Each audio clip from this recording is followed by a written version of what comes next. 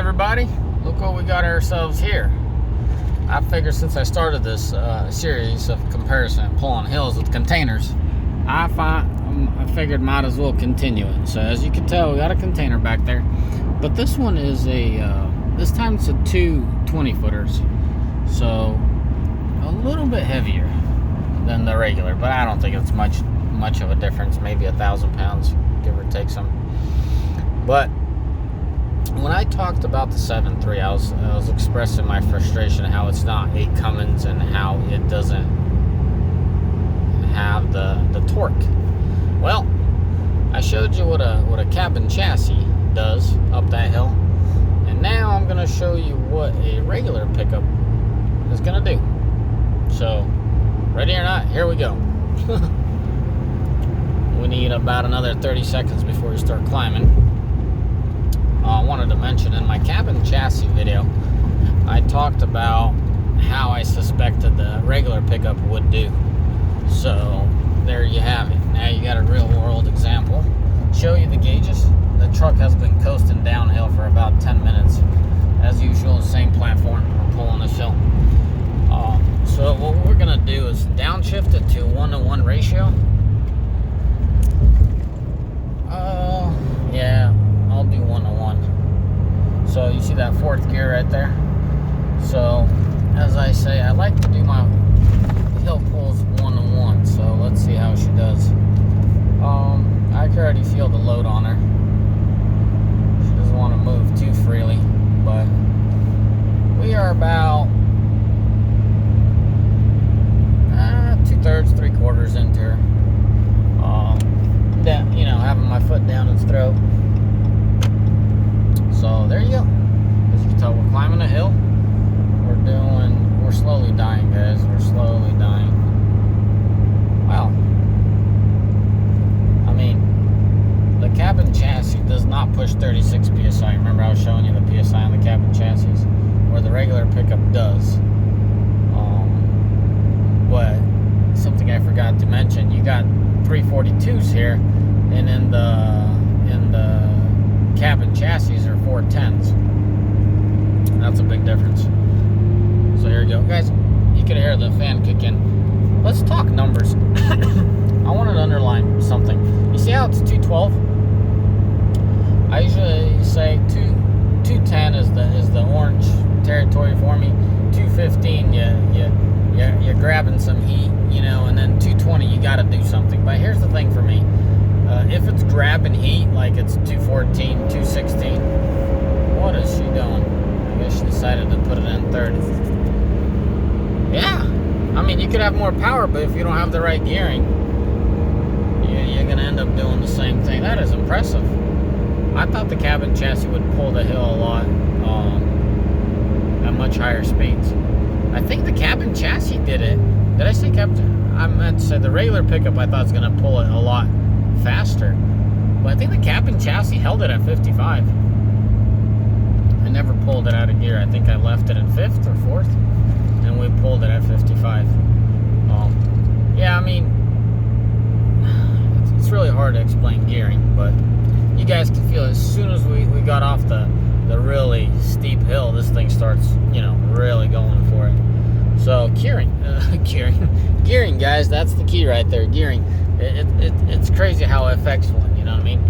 On the flats and the semi hills, it does so much better, the 342s. But once you get into the steep stuff, you're gonna say, yeah, dummy, 410s or 410s. Yeah, but here you got a real world example. Obviously, we're barely pulling anything now. Let it go as far as 6, but it's not going to go 6 right now. I'm going a little too fast. I think the speedo's 2 miles off, so we're doing probably 62, 63. That's fine. I was talking about heat. You see how it's just hovering there at 212? Paul, what are you talking about? 210, you're starting to get concerned. 215, you're like, oh, start doing something. At 220, you got to start downshifting and stuff. That's what I say all the time. But watch the gauge. If it's just hovering there, don't worry about it. But if it's starting to grab temperature like crazy, that's what I'm talking about, start downshifting. Now, if that was saying 222, I definitely wouldn't just say, hey, let it hover there. 210, there's nothing wrong with it at 210. Obviously, we're still climbing a hill. We just pulled a hill.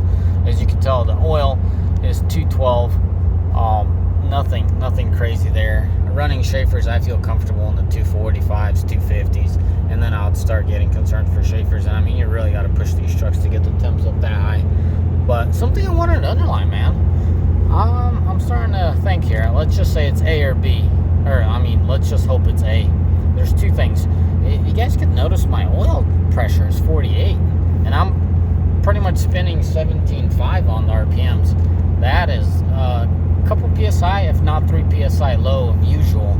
So what I meant, A, is let's just hope the oil is really getting worn out and thinned down. B, it could be the engine's getting tired, and I wouldn't be surprised this engine being tired, because there's two solid reasons why this engine could be really tired. I mean, drivers are drivers, they all push equipment, but this truck was clocked going some high speeds with a trailer and a load.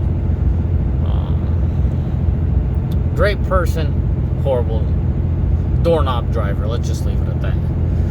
As a human being, he's wonderful. He just doesn't understand mechanics. He just pushes the equipment until it goes kaboom, I guess. I don't know what he was thinking.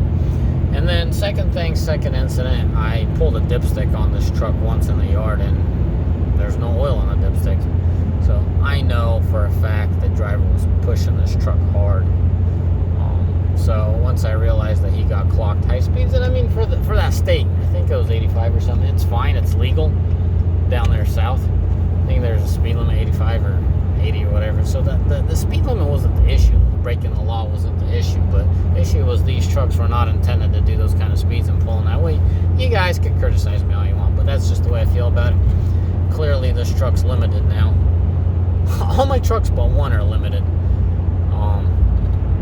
You know, you can get it from the factory. You really can. When you order your truck, just tell them you want it limited. They'll charge you $50 and they'll limit. They'll do increments of 5. I think they'll do 60, 65, 70, 75.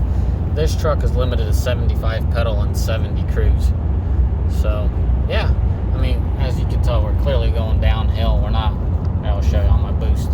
You know, we got 2 psi of boost, so we're just pretty much idling. Going downhill at 64. Those are what the temps are looking. That's how the temps are looking. Now, to recap, I know I sound a little confusing on the cooling. So, at, low 200s, you got nothing to worry about. Once you get into 210, pay attention. Make sure you're not grabbing temps like crazy. 215, you got to start doing something. At 220, definitely. You got to start downshifting, slowing down, easing up the load on that engine, because you're climbing way too far. I know these trucks have done 230, 240. I've heard of a guy doing 248 on his pickup. I don't feel comfortable with that. Before I would say 210. Now I could scoot to 220, but that's really high temps, guys. As you could tell on the semi-flats and a little bit up hills, it'll hover low 200s. I mean, 18 psi is not a lot of psi, but it's definitely respectful. So that's a good amount of psi. Let's just keep that way. So you know the truck's pushing some power. Boosting and pulling some resistance. And as I said, I ain't fooling nobody. There's a big old container back there. There's 2 of them. What I'll do is I'll put a thumbnail, and I'll do the picture from the side so you guys can see the 2 containers. So yeah, man. As always, boys, I hope you guys enjoyed this video. I'm personally very into these kind of videos. I've said it multiple times. I thought I was the only weirdo, but it seems like you guys enjoy them. Heck, it doesn't cost me anything. Just bust out the camera and start recording, right? But yeah, I'll keep you guys updated if I have the time. I think that... Shoot, that was a little horrible. I'll tell the guys to change the oil tomorrow, and I'll keep you updated as long as this truck doesn't take off. It's probably going to take off here in a day or 2. Tomorrow evening or the next day in the morning, but we'll see how it goes. But as far as I can, I'll keep you updated on this whole PSI thing. Good rule of thumb before I let you guys go, what I watch for, about by 15.5 by 1600, I want to see that at 50 PSI on that oil.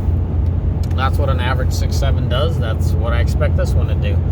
As you can tell, we're spinning 17.5. You're going to say, Paul, your oil is hot. It's warm, it's not hot.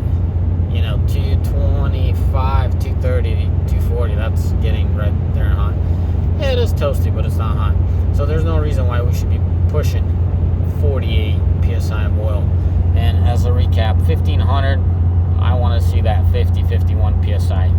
Or what I meant to say, 15.5, 1600, I want to see that 51 psi fully operational temp. So that's what I'm basing it off. I mean, I could downshift the gear. It won't even, here, I'll show you.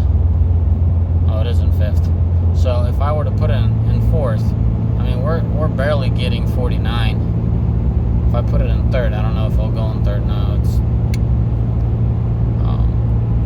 yeah, it's perfectly safe. And what I mean safe is the computer will let you know if the roads are going to be too high. You can try to go in 3rd, but it won't let you.